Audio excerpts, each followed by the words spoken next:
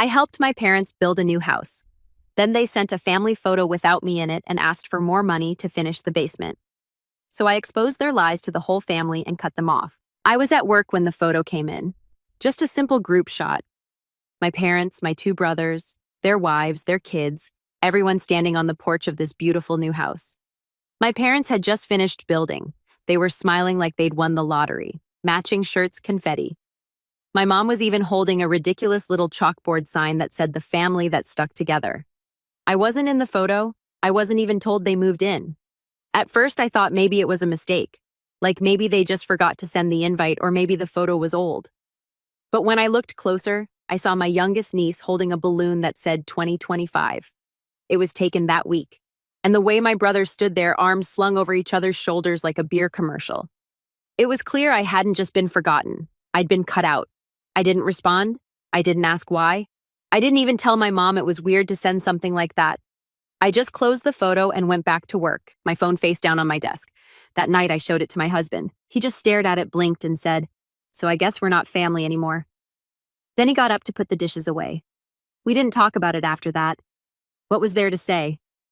A few weeks later, they showed up, my parents right on our front porch with a box of grocery store donuts like they were stopping by for brunch. We hadn't spoken since the photo.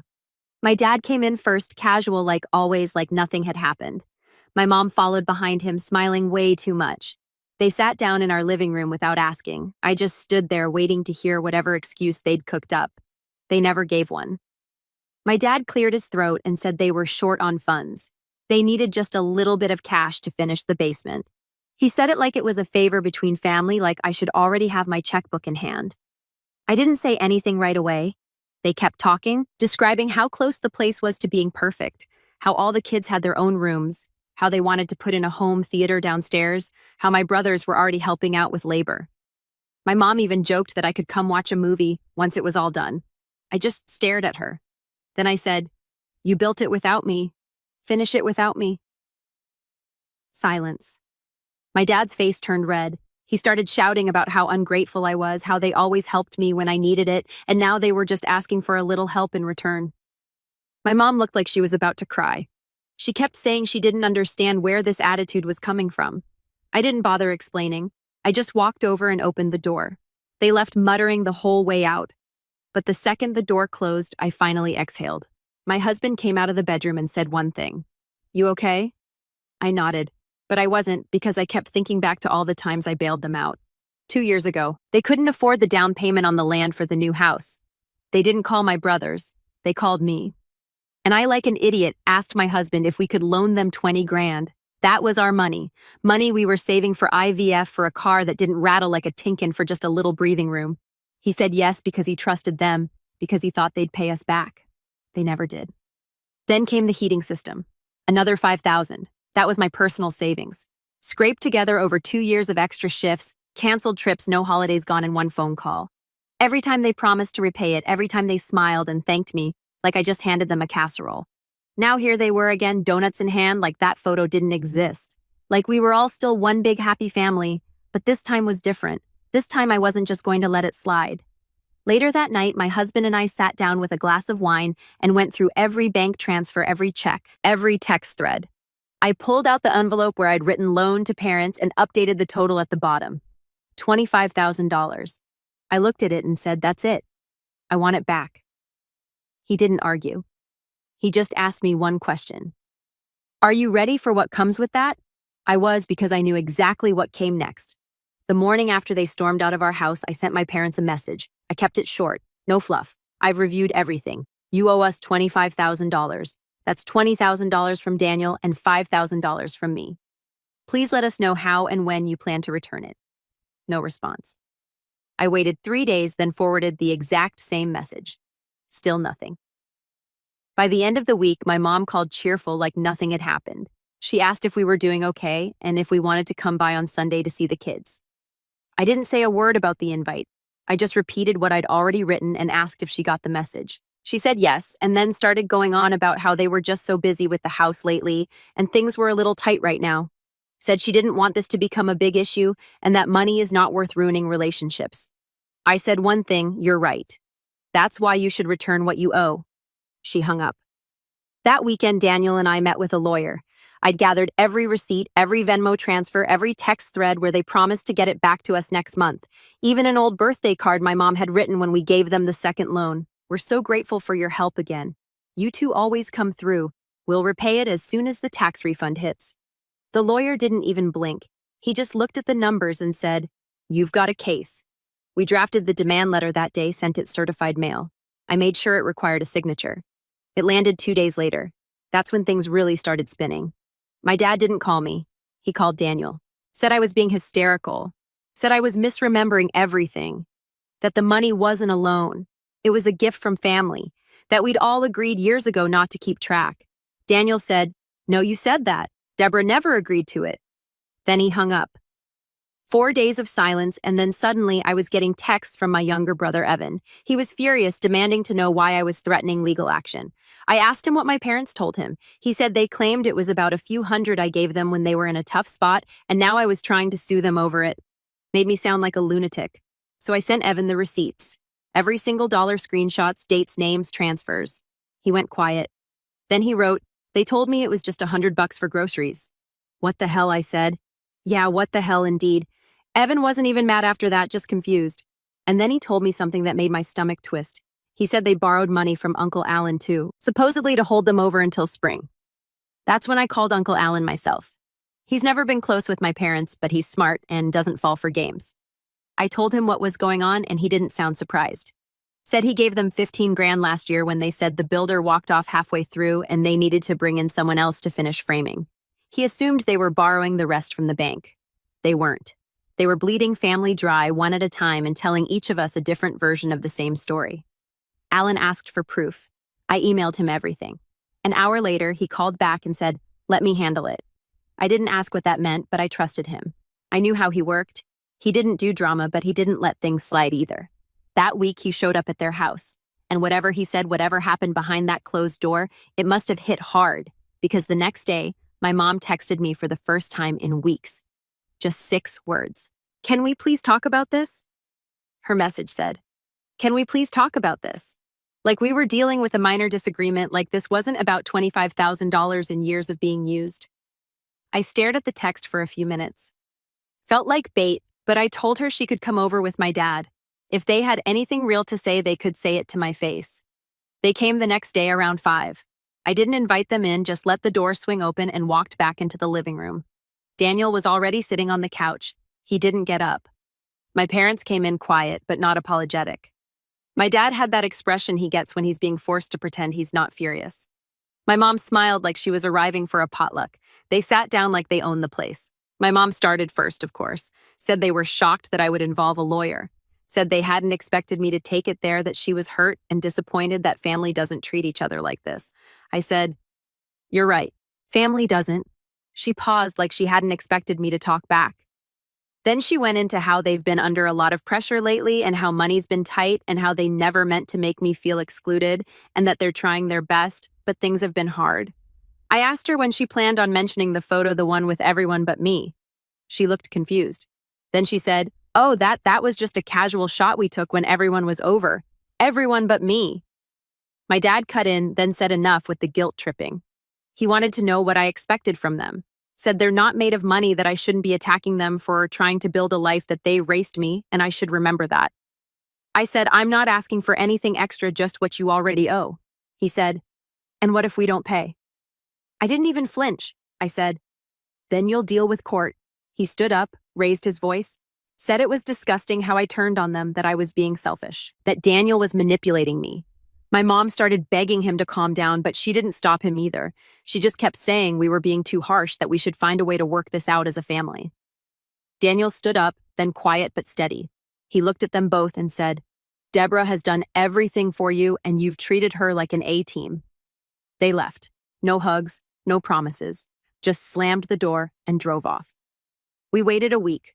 Nothing, no messages, no attempt at a payment plan, not even a fake apology. Then I got a text from Evan, my younger brother. One sentence. "Why are mom and dad saying you're suing them over gas money?" I laughed. Then I sent him the full list. Bank statements, transfers, messages, everything. And the total $25,000.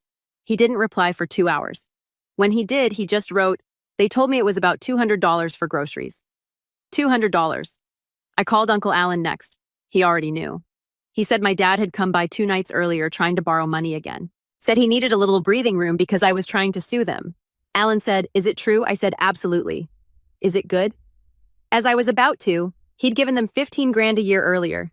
Different reasons. Same lie, urgent need, temporary situation, family, helping family, but he wasn't going to play dumb anymore.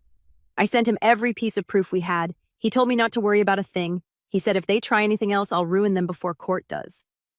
2 days later, we filed. No more warnings. Our lawyer submitted the lawsuit and confirmed it was officially in motion. They'd been served by the end of the week. That's when the family circus started. My parents immediately went on a PR tour. Called everyone, aunts, cousins, family, friends, and told them I was having a breakdown, that Daniel was pressuring me, that I was emotionally unstable and lashing out over things that weren't real. Said the money didn't even exist, that I'd made it all up. Problem was, they didn't expect anyone to ask for proof, but people did, and Evan sent them the screenshots. So did Uncle Alan, and a few of my cousins started putting things together. This wasn't new. My parents had pulled similar stuff with other relatives, just smaller amounts, quieter tactics. But no one had ever pushed back. He'll know. And just when it looked like things couldn't get more ridiculous, my parents, deep in panic mode, went right back to Alan. They asked him for money. He said, "Are you really asking me to fund your defense in a lawsuit your daughter filed because you stole from her?" They didn't even flinch, said they just needed a bit of help to smooth things over. He laughed in their faces. Then he called me and said something I'll never forget. "They're not just broke, Deborah. They're shameless, and that's worse." After Alan turned them down loudly and publicly, I might add, things went dead quiet for about a week. No texts, no calls. Even the flying monkeys in the family chat stopped buzzing. It was like someone pulled the plug. Daniel and I figured they were regrouping, maybe trying to find some loophole, maybe hoping we'd back down before the court date. We didn't. We moved forward with the formal notice of claim, sent everything to the county clerk, and got confirmation. They had 30 days to respond. On day 12, something bizarre happened. Daniel's boss, not a coworker, not a friend, his boss called him into the office and asked if he was dealing with a legal issue. Daniel was blindsided. Turns out someone had anonymously emailed his workplace saying he was involved in a fraud investigation and might be facing financial instability. Luckily, Daniel's boss isn't an idiot. He called Daniel indirectly and gave him a chance to explain. When Daniel laid it all out, the boss just shook his head and said, "I've seen stuff like this. People get desperate. We had no proof it was them. Not yet. But who else would have tried to sabotage his job like that? Daniel's never been in any kind of trouble. His online presence is squeaky clean. No enemies. The timing wasn't a coincidence." And then, as if that wasn't enough, a random burner Facebook account popped up with my name. Same profile picture, different spelling. It started messaging people, distant cousins, high school friends, saying Daniel had forced me into the lawsuit, that I was being held back and afraid to speak up. It was so amateur, it was almost funny, until I realized it had messaged one of my coworkers too. At that point, it stopped being funny. We reported the account, took screenshots of everything, gave it to our lawyer, who added it to the harassment file. He said, "This actually helps your case. Keep documenting." I felt like I was in a soap opera, but it was real, and it was only getting uglier. Uncle Alan, meanwhile, wasn't done with them. He invited them over again. Said he wanted to have a proper conversation now that everything was out in the open. They showed up. I know because Alan recorded it.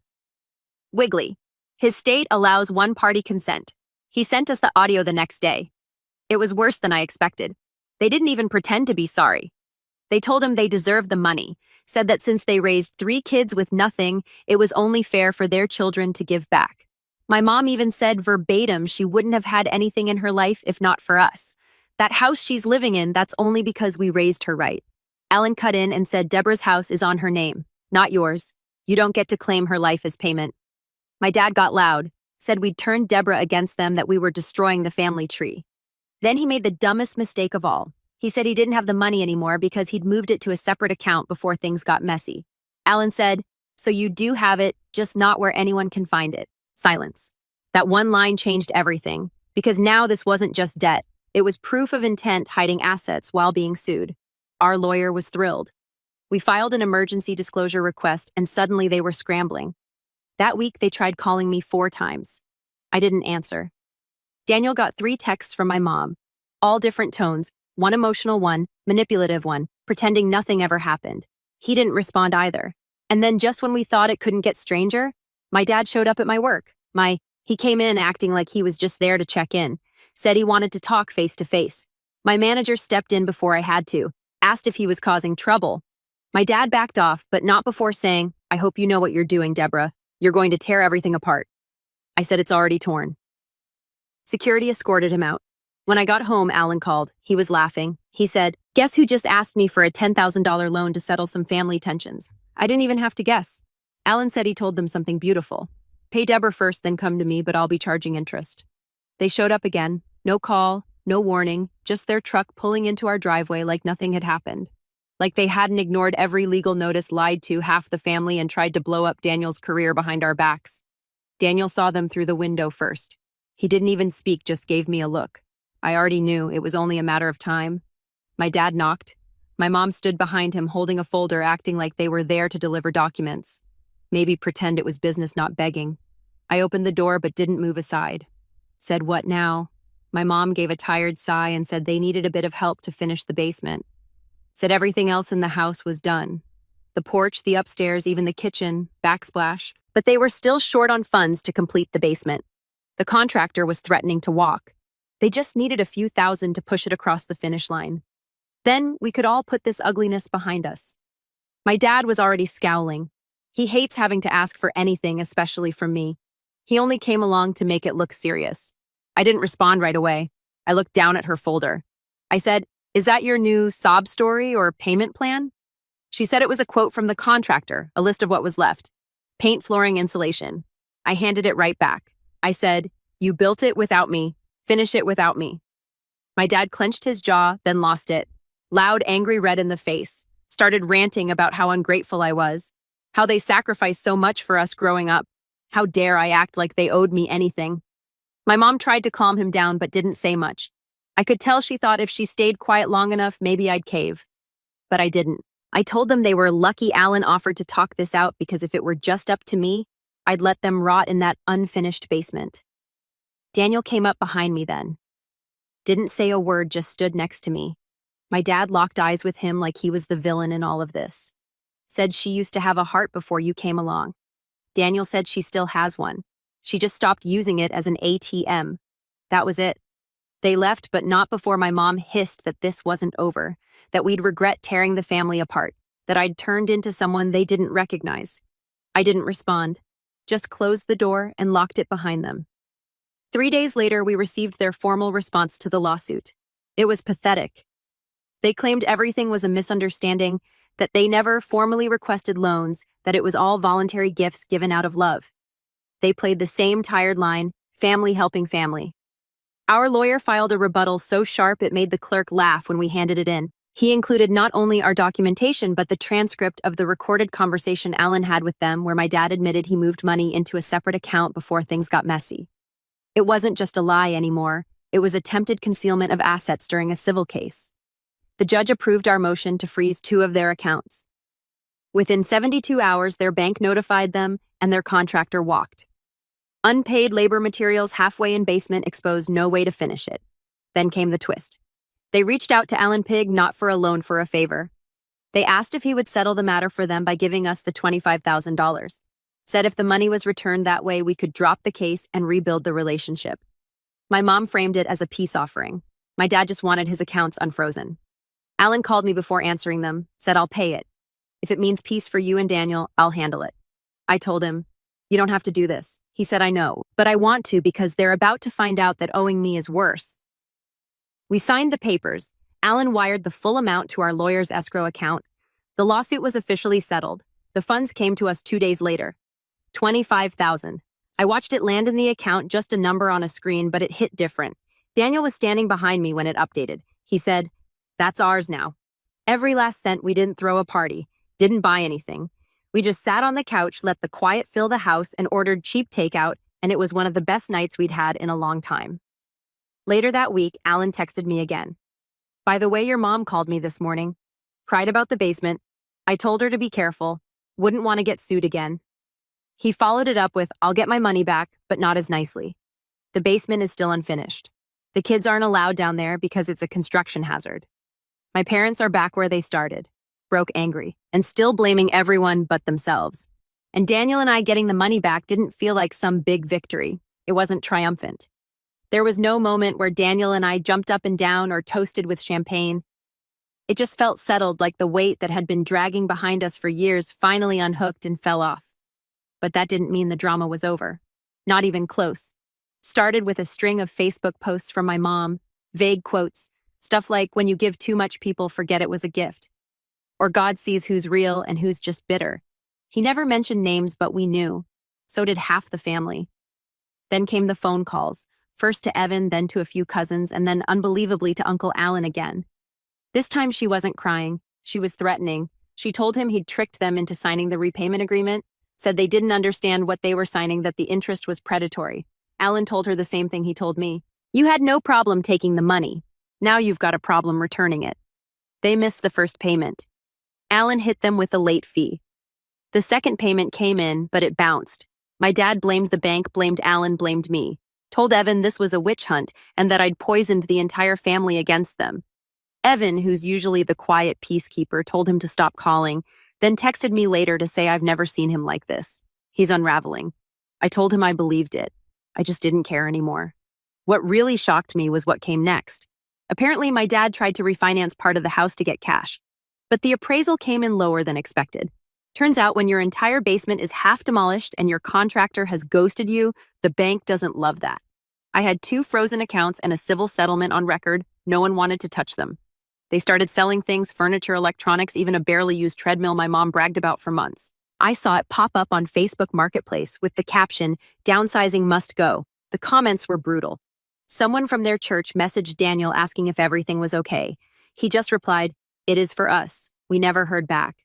One night, Alan called me laughing so hard he could barely talk. Said he saw my dad at the hardware store trying to get a discount on basement supplies with a coupon. My dad never used coupons. He once mocked someone in line for using one. Alan said they've got nothing left but pride, and even that's cracking. Daniel and I sat in our living room listening to that voicemail on speaker. It was surreal. Everything had shifted. The same people who once stood on a porch and smiled for a photo I wasn't invited to, now begging, ducking payments and trying to patch their lives together with duct tape. And here we were, debt-free quiet house. No more calls asking for money, no more manipulation, just peace. Sometimes I still get texts from my mom, not often. Usually short ones, "Hope you're doing okay," or "Thinking of you." She never mentions the money, never apologizes, never takes responsibility, just keeps pretending we're one kind word away from pretending none of it ever happened. We never respond. The basement's still unfinished. Evan says it looks even worse now than before. They tried to do some of it themselves, and it shows exposed foam insulation, uneven flooring, a pipe sticking out of the wall that leads to nowhere. It's like a symbol. The perfect polished upstairs built on a foundation of lies and shortcuts. Looks fine from the outside until you walk downstairs and see the truth. I hope they never finish it. I hope they walk past it every day and feel that cold, hollow reminder of who they are and what they did to the one person who actually tried to help them. Daniel and I were doing fine. We started a savings account with the settlement money. Not big, just something solid, something that's ours. We're planning a trip next spring, somewhere far, somewhere quiet. And every time we talk about it, Daniel says the same thing. Best money we ever got back. I don't think about my parents much anymore. When people ask if I'm close with my family, I say I am. Then I look at Daniel and smile because we are. The rest they'll have to figure it out from their unfinished basement.